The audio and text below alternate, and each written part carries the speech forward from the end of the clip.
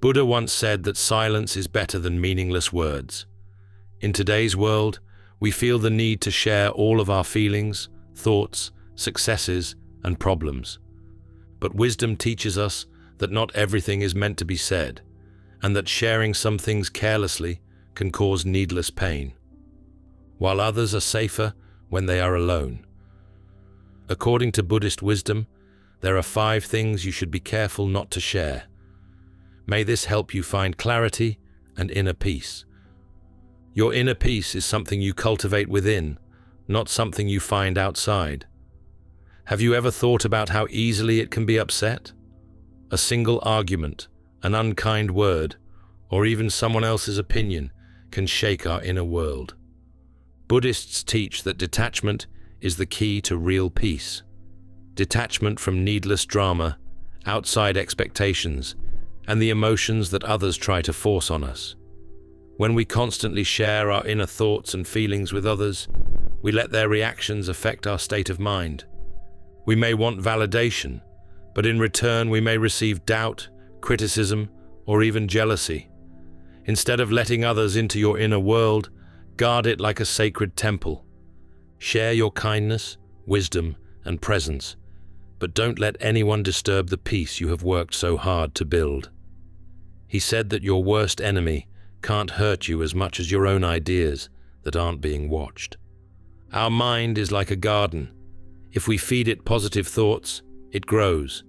But if we feed it negative thoughts, it withers. It's easy to complain, criticize, or dwell on what's wrong in our lives. But every time we do, we not only burden ourselves, but also those who listen. Words have power. They can heal and hurt, and once spoken, they can't be taken back. That's why the Buddha stressed right speech, to say only what is true, necessary, and kind before sharing a thought. Take a moment to think about whether this brings peace or causes pain. If it doesn't bring peace, it's often best to leave it out. Think about the words you use because they have power over you and the people around you. All risk factors. It's normal to want help when we're having a hard time, but not everyone who listens really gets it, and not everyone who smiles wishes you well. In our desire to connect with others, we sometimes share too much about our flaws, fears, and past mistakes without realizing that not all ears are kind and not all hearts are pure. Sharing our VV skills with the right people can heal us, but sharing them with the wrong people can hurt us because some will judge us, others will use what we say against us, and some won't even care. True wisdom is knowing who you can trust and who you shouldn't. Before opening your heart, ask yourself, is this person really able to understand my struggles with compassion, or am I putting myself at unnecessary risk? Share wisely, and remember that your deepest wounds should only be given to people who will treat them with care. Plans for the future. Buddha taught that being attached to the future causes suffering. When we talk too much about our goals, we raise expectations, not only for ourselves, but also for others. When expectations rise, so does the pressure to succeed. Many people share their dreams in the hopes of getting support, but premature words can lead to doubt and even jealousy. The more we talk, the more opinions, distractions, and negative energy can get in the way of our confidence. Instead, let your actions speak for you. The most powerful accomplishments are those that surprise everyone, not those that are announced before they happen. Acts of kindness. In a world where people want to be noticed, true kindness is rare. Many people do good deeds only to get praise or approval, but the Buddha said that a good deed brings joy to the heart, whether it is seen or not. When we do good, we should do it out of love and compassion, not for approval. If you give, give without expecting anything in return. If you help, help without wanting credit. The true reward of kindness is the happiness it brings within, not the praise it receives from others. Buddhists teach that the kindest giving is selfless. The next time you do something nice for someone, let it be a gift to the world. The best blessings are the ones that don't need to be acknowledged. In a world where everyone talks but few really listen, quiet is knowledge.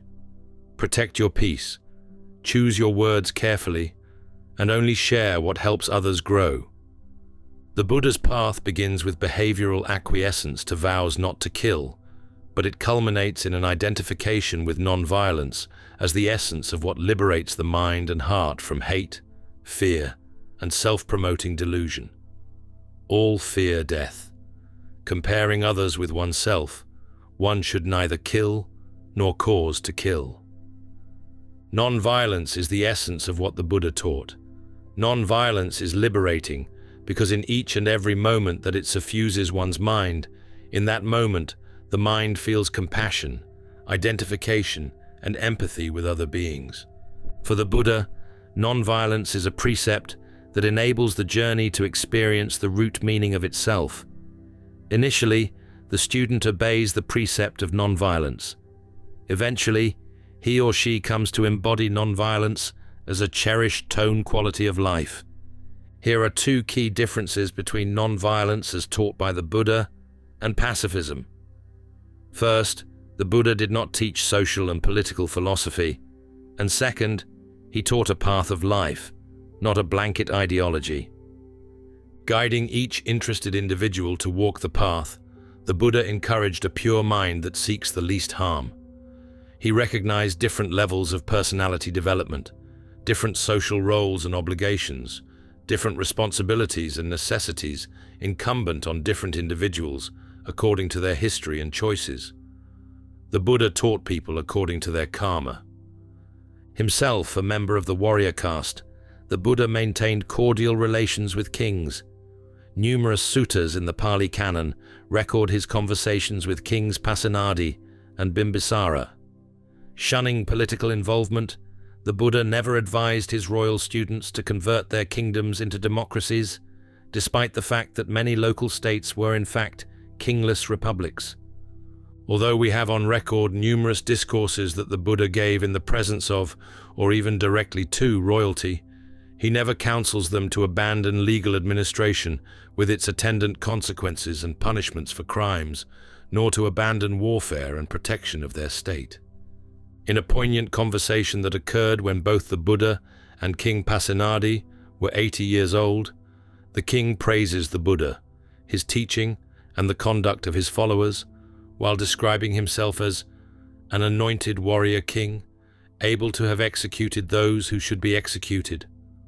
After the king departs, the Buddha comments to the meditators around him that the king's insights were monuments to the Dhamma that should be learned and remembered as fundamentals of the holy life. This passage clarifies that the Buddha neither condemned nor even rebuked the king for his fulfillment of the kingship, with its dire responsibilities. Fundamental to the Buddha's teaching is the concept of volition, or karma. Our quality of life is a product of our choices. Every major choice in life entails commitments, limitations, and consequences.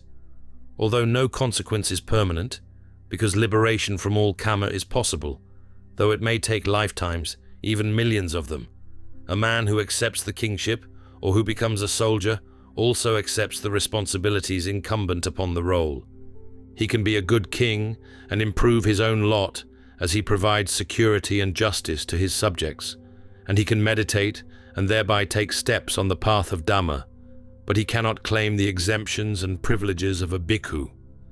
Implicitly, the Buddha asks us all to examine our fundamental position in life, our deepest choices.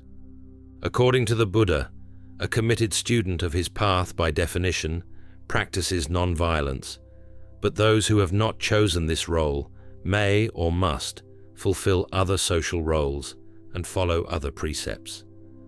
The Buddha's teaching asks us all to consider whether we are ripe to take up the responsibilities and limits incumbent on the life of a committed practitioner of Dhamma. Therefore, while the Buddha never lectured at his longtime student, King Pasenadi, to forsake his throne, when the aging king felt death closing in on him, he concluded, with the help of the Buddha's questioning, There is no scope or use for battles when aging or death are closing in. What else can I do but walk in Dhamma? So different choices are appropriate for different people and for different life stages in the same person. The Buddha respected and befriended King Pasenadi while he remained king, and the king mirrored that mutual respect and persevered as a student of the Buddha while continuing with royal prerogative and problems, until the king, based on his own insight and volition, ripened to a new level of commitment to Dhamma and to non-violence. It is to serious, committed meditators who are lifelong practitioners of moral precepts, daily meditation, and a purified mind that the Buddha gave his often quoted, stunning guidance on non-violence.